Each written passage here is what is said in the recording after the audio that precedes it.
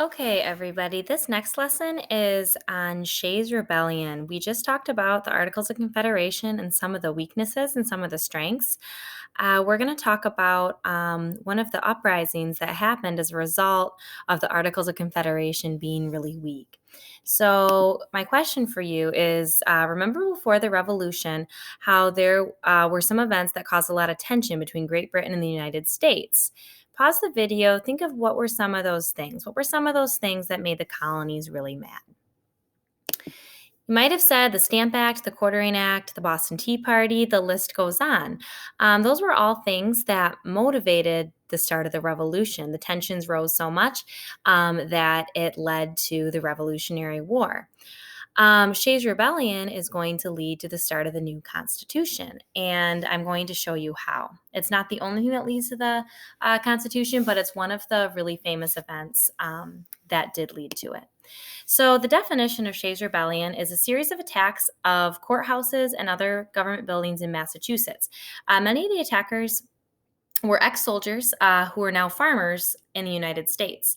The attackers were led by farmer Daniel Shays, hence the name Shays' Rebellion. So, why were these farmers mad anyway? Like we learned in the Articles of Confederation, one of the weaknesses was the army. They were promised money that they didn't get.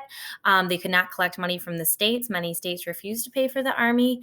Another important thing is that this land that the farmers owned, or they didn't own that land, it was owned by the bank.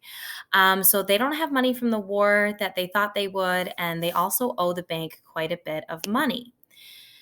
So the farmers owed money to the bank for their land, but these farmers are still waiting to be paid for their military service, and there's also no paper money circulating at the time.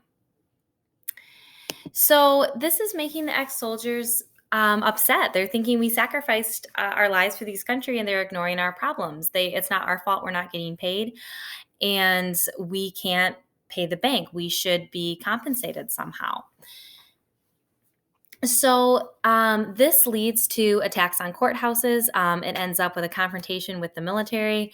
It ends up being some violent attacks that you're going to see in the Liberty Kids episode after this video lesson. But why it's important, you're going to see more details about the actual events in the video.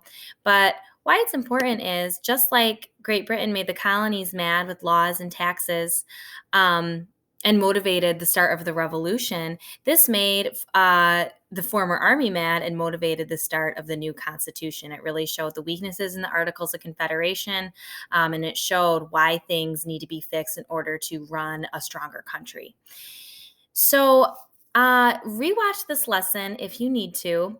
This is just an overview. Watch the Liberties Kids episode, and in your agenda, you're going to have a journal question.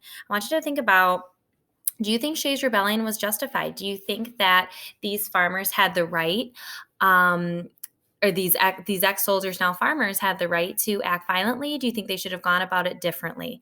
There's no right or wrong answers. I just need to make sure when you're explaining that you have some evidence to back that up from the movie or from this lesson.